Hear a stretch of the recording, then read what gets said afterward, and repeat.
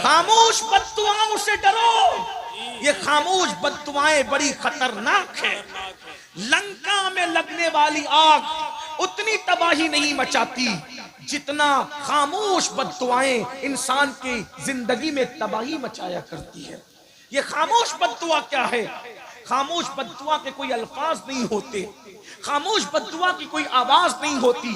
खामोश बद्दुआ सिर्फ निगाहें उठा करके किसी की तरफ देखती है, और जिसकी तरफ देखती है फिर उसका हाल ये है कि अल्लाह अकबर, मेरे आका फरमाते हैं मजलूम की आह से बचो, मजलूम की बद्दुआ से बचो। अल्लाह के और मजलूम की बद्दुआ के दरमियान कोई पर्दा नहीं है। इधर निगाह उठती है और उधर मजलूम की बद्दुआ बाबे जाबत इलाही से टकराती है। मेरी बात तवज्जो से सुनना। आज मैं किरदार इमाम हुसैन पेश करने जा रहा हूं, लेकिन बात मजलूम और जालिम की आई है तो एक बात आपके सामने पेश करूं। आज दौलत है, फैक्ट्री है, माल है, कितने जवान है जो बीवी के होते हुए किसी न किसी के चक्कर में फंसे हुए, वो जालिम है। ये हंसने की बात नहीं, ये हंसने की बात नहीं, बल्कि पलट कर एक बात और कह दूं, कुछ ऐसी जालिम औरतें भी हैं जो शौहर के होते हुए किसी और तरफ अपने दिल को लगाए हुए, वो भी बदतरीन औरतें। ये जुल्म है। और एक बात आपको बताऊं, कत्ल करना जितना बड़ा जुर्म है उससे बड़ा जुर्म बेवफाई करना है। शौहर का बीवी के साथ आज हमारे घर जल रहे हैं, छोटे छोटे नन्हे नन्हे बच्चे कभी माँ का मुंह तकते हैं, कभी बाप का मुंह तकते हैं, क्योंकि जब किसी शौहर का दिल किसी और औरत से नाजायज तौर पे लग जाता है तो उसको अपनी बीवी अच्छी नहीं लगती, वो बीवी से लड़ता झगड़ता रहता है। और जब किसी औरत का दिल किसी गैर मर्द से लग जाता है तो उसको अपना शौहर अच्छा नहीं लगता, वो भी हमेशा उससे लड़ती झगड़ती रहती है। लेकिन आइए, ये जुल्म है। और मैं आपसे कह दूं कि अल्लाह रब्बुल इज्जत जालिम को बहुत बदतरीन मौत अता करता है। जालिम और मजलूम की बात आई है तो एक बात मुझे याद आई, हलाकू कैसे मरा? खामोश बद्दुआ से मरा। मैं पहले कह रहा हूं, खामोश बद्दुआ बड़ी खतरनाक होती है। अल्फाज वाली बोलने वाली बद्दुआ भी खतरनाक होती है, लेकिन खामोश बद्दुआ ज्यादा खतरनाक। आज मैं आपको यह कहना चाहता हूं, खामोश बद्दुआओं से बचो, खामोश बद्दुआओं से डरो। ये खामोश बद्दुआ क्या है? आप जिस पे जुल्म कर रहे हैं वो आपको कुछ कह ही नहीं रहा है, और उसका न कहना ये खामोश बद्दुआ। और जो खामोश बद्दुआ देते हैं वो अल्लाह के बड़े करीबी लोग होते हैं, इसलिए कि वो जानते हैं कि मेरे सुनने वाला कोई नहीं है, मेरे सुनने वाला सिर्फ एक है और वो अल्लाह है, और अल्लाह बहुत ताकत वाला है। इसलिए कभी किसी पे जुल्म मत करना। हलाकू कैसे मरा? हलाकू को मुसलमानों से बड़ी नफरत थी। ध्यान से सुनना, और आप अच्छे से सुन भी रहे, लेकिन मिंबर वालों की भी थोड़ी तवज्जो की वो दुआ दे दें। मैं उनकी मालूमात में कोई इजाफा नहीं कर सकूंगा। 500 550 किलोमीटर का सफर करके सीधा आपके मिंबर पर आ रहे हैं, इसलिए मैं अगर आपका साथ रहा तो कुछ बात कर सकेंगे, और मुझे यहाँ से फिर पूरनपुर जाना है दूसरे जलसे में। ठीक, स्टेज वाले भी थोड़ा बैठ जाए, आपको भी बैठने की जरूरत से बैठ जाए, सुन ले थोड़ा। हलाकू को मुसलमानों से बड़ी नफरत, इसलिए कि उसके ऊपर की नस्लों ने, चंगेज खान वगैरह ने बहुत जुल्म किया। इतने मुसलमान काटे उन लोगों ने कि मुसलमानों के कटे हुए सरों से उन्होंने मीनार तामीर हमारी किताबें जला दी। हलाकू चंगेज खान की तारीख है। मैं कोई नफरत की बात नहीं कर रहा हूं, मैं तारीख बयान कर रहा हूं। आप उसको सुने तो आपको समझ में आएगा। हलाकू और चंगेज खान की जुल्म की तारीख, अगर आप हिस्ट्री के तालिब इल्म है, आपने अगर हिस्ट्री पढ़ी है तो आपको पता होगा कि मुसलमानों के सरों पर उन लोगों ने मीनार तामीर किए थे। इतनी गर्दनें काटी थी कि कई दिन तक दरियाए दजला के अंदर सिर्फ धड़ बहते रहे और खून बहता रहा। इतना कत्ले आम हुआ बगदाद की सरजमीन पर मुसलमानों का कि कई दिन तक दरियाए दजला में जो धड़ और खून बह रहे थे, तो दजला का पानी सुर्ख हो गया था।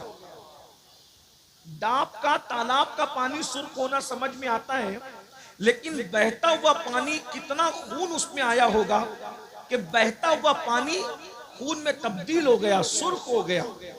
लेकिन हलाकू की मौत बयान करने से पहले मेरे जहन में एक बात फिर आ रही है कि आखिर अल्लाह हलाकू और चंगेज खान जैसे जालिम मुसलमानों पर कब मुसल्लत करता है और क्यों मुसल्लत करता है। यह बात याद रखना, मुसलमानों पर अल्लाह जालिम कभी मुसल्लत नहीं करता, क्योंकि वह अपने बंदों से 70 माहों से ज्यादा प्यार करता है। जब मुसलमान बिगड़ते हैं, जब मुसलमान आवारा गर्दी करते हैं, जब मुसलमान पाप करते हैं, जब मुसलमान अल्लाह की नाफरमानी करते हैं, जब मुसलमान मस्जिदों को वीरान करते हैं। सरकार गौसे पाक ने जब पर्दा फरमाया, गौसे पाक के पर्दा फरमाने के बाद मुसलमान बिगड़े। बगदाद के मुसलमान खास तौर पे बिगड़े। बहुत दौलत दी अल्लाह ने, बहुत माल दिया अल्लाह ने, बहुत कुव्वत दी अल्लाह ने, बड़ी हुकूमत दी अल्लाह ने, तो मुसलमान कैसे बिगड़े। अल्लाह को छोड़ा, उसके रसूल को छोड़ा, कुरान को छोड़ा, दीन को छोड़ा। एक एक मुसलमान इतना पापी हो गया था कि 300-300 लड़कियां उसके घर में गाना गाने वाली थी और 800-800 लड़कियां उसे शराब पिलाने वाली थी। मुसलमान सोते थे तो सराने शराब के मटके रख करके सोते थे, अय्याशियां करते थे, आवारगी करते थे। अच्छी तरह याद रखना मुसलमानों, जब तुम अल्लाह के साथ बगावत करते हो तो अल्लाह की तलवार उठती है। और अल्लाह की तलवार कैसे उठती है, अल्लाह तुम पर जालिम मुसल्लत करता है। नाम उनका हलाकू हो, चंगेज हो, लेकिन किरदार सबका एक ही होता है। नाम बदलते रहेंगे लेकिन किरदार वही रहेगा। जब तुम बद किरदार बनोगे तो अल्लाह तुम पर जालिम मुसल्लत करेगा। और अल्लाह अकबर, जब अल्लाह किसी कौम पर फिस्क और फुजूर की वजह से जालिम मुसल्लत करता है, उस वक्त जब मुसलमान दुआ करते हैं तो अल्लाह उनकी दुआओं को भी कबूल नहीं करता। आज आप कह रहे हैं फिलिस्तीन में ये हो रहा है, वहां वो हो रहा है, वहां वो हो रहा है, वहां वो हो रहा है, हर जगह तुम पे जुल्म हो रहा है। मैं इस वक्त तो जालिमों को कुछ नहीं कहूंगा, लेकिन तुमसे कहता हूं, बताओ क्या हलाकू और चंगेज के दौर के मुसलमानों से हमारा हाल कुछ मुख्तलिफ है। जो वो कर रहे थे वही तो हम भी कर रहे हैं। अल्लाह अकबर, अल्लाह अल्लाह। पूरी पूरी जिंदगी आज का मुसलमान मस्जिद का जीना फजर में नहीं देख पाता, मस्जिद का दरवाजा नहीं देख पाता। बोलो कितने मुसलमान फजर पढ़ते हैं, अल्लाह अकबर, जलसों में हजारों हैं और फजर की नमाज में उंगलियों पर गिन सकते हो। ये कैफियत है मुसलमानों की। याद रखना, खाते अल्लाह का हो, रोजी अल्लाह देता है, रिस्क अल्लाह देता है। अल्लाह के साथ बगावत करते हो, वो कुव्वत वाला है, कुव्वत वाला। जब उसके गजब को कोई चैलेंज करता है तो फिर वो तुम पर जालिम, ऐसे जालिम और अल्लाह अकबर ऐसे बेमुरव्वत और सख्त दिल जालिम को मुसल्लत करता है कि फिर वो तुम पर रहम नहीं करते। लोग रहम की भीख मांगते हैं मगर वो रहम नहीं करते, क्योंकि अल्लाह जालिमों को मुसल्लत करता है। अल्लाह अकबर। मुझे बताओ, नमाज पर जुल्म करने वालों, तुम पर जुल्म नहीं होगा। कुरान पर जुल्म करने वालों, तुम पर जुल्म नहीं होगा। दीन पर जुल्म करने वालों, तुम पर जुल्म नहीं होगा।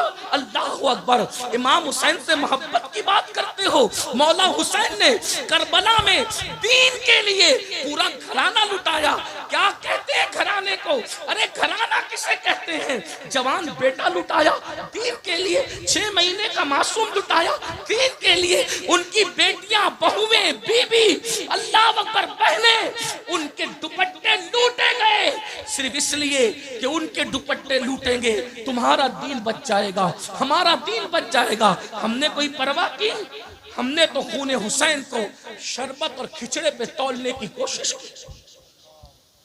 याद रखना, अगर एक छोटा सा घरौंदा कोई बच्चा बनाए और उसका बाप उस घरौंदे को तोड़ दे तो बच्चा भी अपने बाप से नाराज हो जाता है, मेरा बनाया हुआ घरौंदा क्यों तोड़ा, क्योंकि मैंने बहुत मेहनत से मिट्टी लाई थी। बच्चे के बनाए हुए घरौंदे को बाप लात मार के तोड़ दे तो बच्चा भी बाप से नाराज होता है कि आपने मेरी मेहनत को तोड़ दिया। बताओ सुन्नियों, जब तुम इमाम हुसैन के नाम के नारे लगाकर मस्जिद को वीरान करते होंगे, तो इमाम हुसैन की मेहनतों पर सवालिया निशान खड़ा होता होगा, तो करबला में इमाम हुसैन कितना बेचैन होते होंगे। नहीं लगता आपको? आपके बच्चों की मेहनत को आप घरौंदे की शक्ल में तोड़ दो तो बच्चा तड़पता है।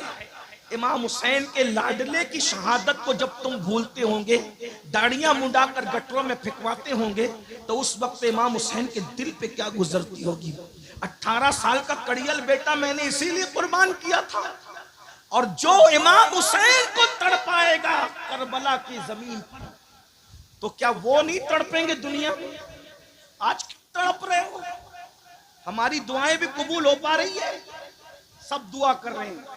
सलीम मियां से लेके अमीनुल कादरी तक, कुतुब अब्दाल सब दुआ कर रहे हैं, फिलिस्तीन पे मदद नाजिल कर। मदद आ रही है? मदद बताओ, कहीं आ रही है मदद?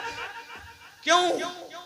तुम नबी और आले नबी को मजार में तड़पाओ अपने किरदार से, और फिर सोचते हो कि तुम्हारी जिंदगियों में बहारें आ जाए।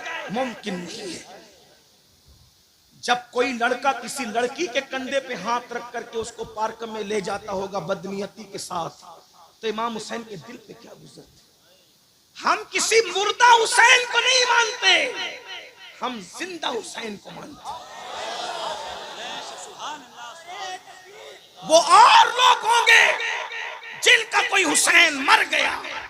हम सुन्नियों का हुसैन जो इब्ने अली है, वो ऐसा जिंदा है कि हम ये महफिल कर रहे हैं इस तसव्वुर के साथ कि अमीन और सलीम कुर्सी पर बाद में आके बैठे हैं। जिसकी महफिल है वो हुसैन पहले से आया। सुभान अल्लाह, सुभान अल्लाह। नारे तकबीर, नारे रिसालत, मसलके आला हजरत सैयद अमीनुल कादरी साहब क़िबला। और वल्लाह ये मैं कोई लफ्ज़ी नहीं कर रहा हूँ। ले आओ किसी आंख वाले को जिसको खुदा ने दिल की आंख दी है। हुसैन की जलवागरी ना हो तो गुलाम।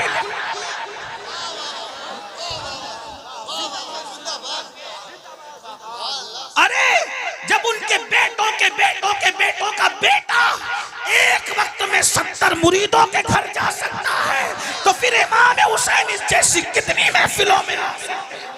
अरे तुमने इमाम हुसैन को समझा क्या है?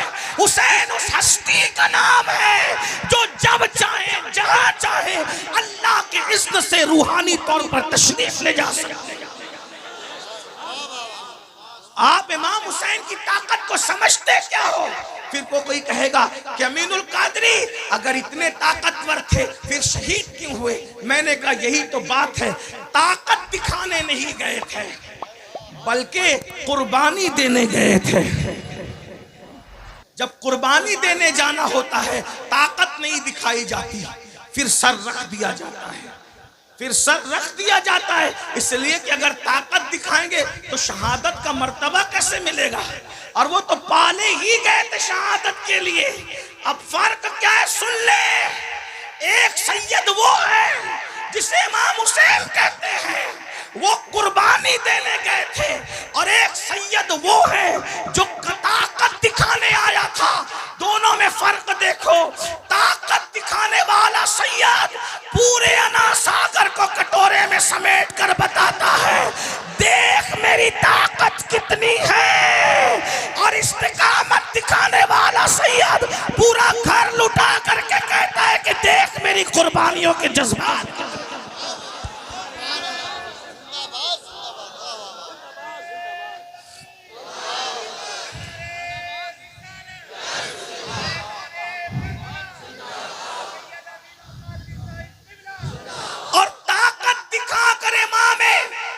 मोइनुद्दीन गरीब नवाज ने हमें बताया कि जब बेटे की ताकत का ये आलम है तो मेरे दादा को ताना मत देना कि फुरात नहीं ला सके।